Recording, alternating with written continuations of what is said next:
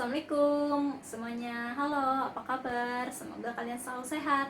Nah, kembali lagi bersama Bu Afi di materi fisika. Dan kali ini Bu akan menjelaskan mengenai konsep momentum dan impuls.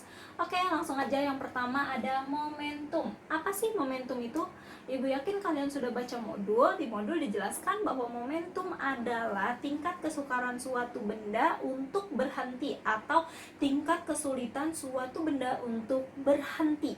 Kita garis bawahi untuk berhenti. Oh, kalau gitu benda yang kita bicarakan sekarang ini adalah benda yang sedang bergerak dong.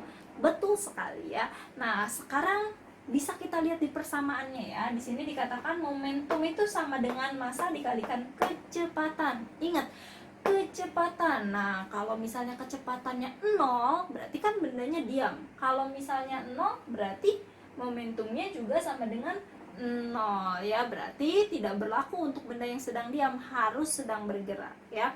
Nah, kan momentum itu di sini dikatakan dia bergantung dengan massa dan juga dengan kecepatan. Berarti Bu, karena ini semuanya berbanding lurus, berarti kalau misalnya massanya semakin besar, momentumnya juga semakin besar.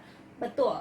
Terus kalau kecepatannya semakin besar atau semakin cepat, berarti momentumnya juga akan semakin besar. Nah, begitu pula sebaliknya. Kalau massanya semakin kecil, maka momentumnya juga akan nilainya semakin kecil. Kecepatannya juga kalau dia semakin kecil, maka nilai momentumnya juga akan semakin kecil. Contohnya gimana nih? Sekarang gini, kalian bayangin misalnya kalian lagi di puncak, ngelihat ada dua motor yang sama, itu remnya blong, tapi kecepatan mereka berbeda.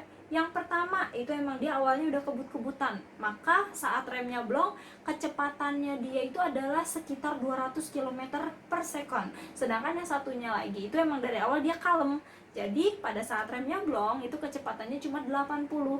Nah, sekarang kalau misalnya kedua rem tersebut blong dengan kecepatan yang berbeda, mana yang lebih sulit dihentikan?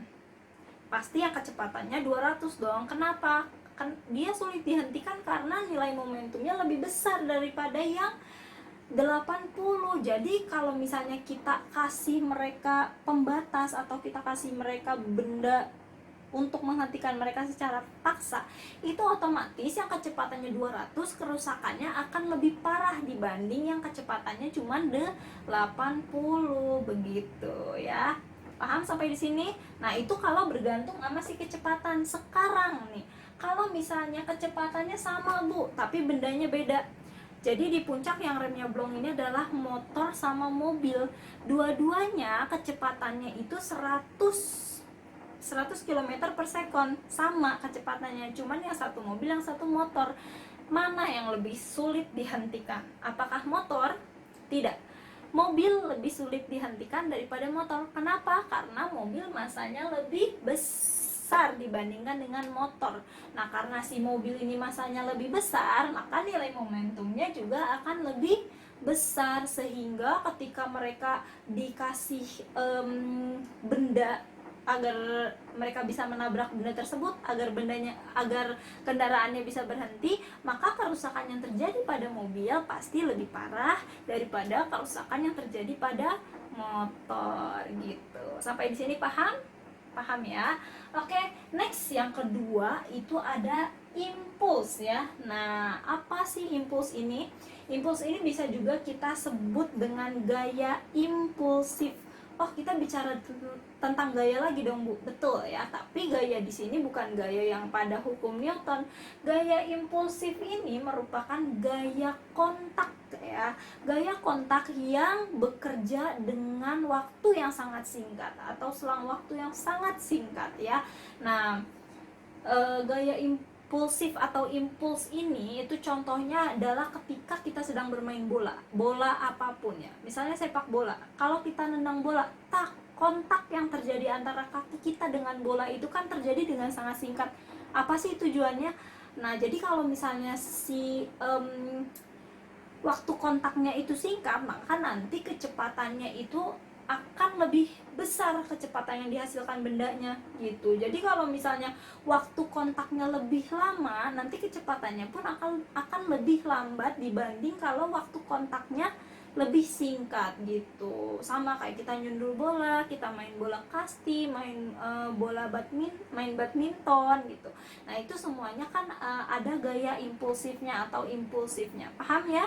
Jadi gaya yang dimaksud ini adalah gaya kontak, gaya pada saat dua bendanya itu saling bersentuhan tapi terjadinya secara singkat. Jadi semakin singkat selang waktunya, maka efek yang diberikannya akan semakin besar gitu ya.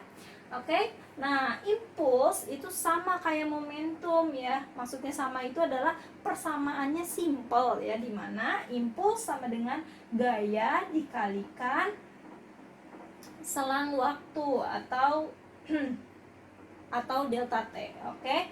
Di mana I ini adalah impuls. Satuannya apa, Bu? Satuannya sama kayak momentum ya. Terus F itu adalah gaya. Delta T adalah selang waktu. Oke.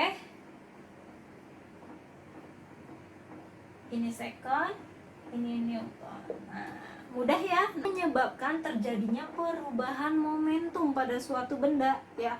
Nah sekarang gini, ketika ada benda yang bergerak dengan momentum tertentu, saat si benda tersebut mengalami impuls atau terjadinya gaya kontak pada benda tersebut, maka yang terjadi adalah kecepatan bendanya pasti akan berubah. Nah maka di situ akan ada yang namanya kecepatan awal dan kecepatan akhir, berarti momentumnya itu akan berubah. Nah, dari sini dapat kita ketahui bahwa impuls itu sama dengan momentum akhir dikurang dengan momentum awal gitu. Sampai sini paham? Bisa ya? Sekarang kita akan ke contoh soal. Oke, contoh soalnya Ibu ambil dari modul ya, karena dia pembahasannya agak sedikit tingkat kesukarannya sedang lah, jadi takutnya kalian nggak paham, akan Ibu jelaskan ya. Ibu bacakan dulu contoh soalnya, yaitu bola kasti bermasa 150 gram bergerak dengan kecepatan 10 meter per sekon ke dinding dengan arah tegak lurus. Jadi ada bola kasti bergerak ke arah dinding secara tegak lurus. Kemudian bola kasti menumbuk dinding selama 0,05 sekon dan dipantulkan kembali dengan kecepatan 8 meter per sekon. Dia nabrak nih, tuang, kecepatannya berubah. Oke. Nah, kemudian tentukan besarnya gaya antara bola dan dinding. Nah, dari sini kita dapat mengetahui yang pertama itu adalah massa. Massa bolanya adalah 150 gram. Masih gram, kita ubah ke dalam kilogram, betul? Nah, ke dalam kilogram itu kan menjadi 0,15 kilogram. Kemudian ada massa, tadi itu bergerak dengan kecepatan. Berarti kecepatannya kecepatan awal, ya kan? Kecepatan awalnya adalah 10 meter per sekon. Kemudian setelah itu dia menabrak dinding, menumbuk selama berarti itu adalah delta T. Delta T-nya adalah 0,05 sekon, ya. Nah, setelah menumbuk dia memantul dengan kecepatan, berarti kecepatan setelah memantul adalah V2. V2 adalah 8 meter per sekon. Ditanyain adalah gaya. Nah, gayanya itu berapa? Nah, untuk mencari gaya itu kan ada di persamaan umum impuls. I sama dengan F dikalikan delta T, betul? Di sini yang udah ada adalah delta T-nya aja. Kita nyari F-nya. Berarti di sini F sama dengan I dibagi delta T. Kita cari dulu nilai I-nya. Nah, cari nilai I-nya pakai persamaan yang mana? Yang kedua dong. Bentar, maaf. Ribet nih spidol ya.